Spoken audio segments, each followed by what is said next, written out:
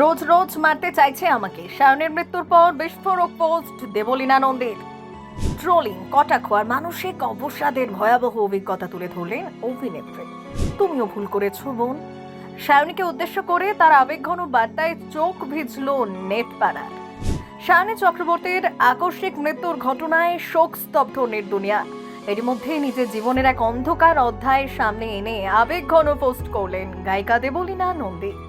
কয়েক মাস আগে আত্মহত্যার চেষ্টা করা দেবলীনা এবার প্রকাশ্যে জানালেন কিভাবে ট্রোলিং, কটাক্ষ এবং মানসিক অবসাদ একজন মানুষকে ধীরে ধীরে ভেঙে দেয়।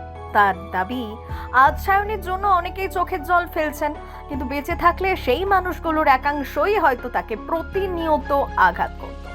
নিজের অভিজ্ঞতার কথা তুলে ধরে দেবলীনা লিখেন, রোজ রোজ মারতে চাইছে আমাকে কিছু মানুষ। পোস্টের শেষে সায়নীকে উদ্দেশ্য করে তিনি লেখেন, তুমিও ভুল করেছো বোন, মা বাবাকে কষ্ট দেওয়া ঠিক নয়। দেবলীনার এই আবেগঘন বার্তা নতুন করে মানসিক স্বাস্থ্যের গুরুত্ব নিয়ে আলোচনা শুরু করেছে।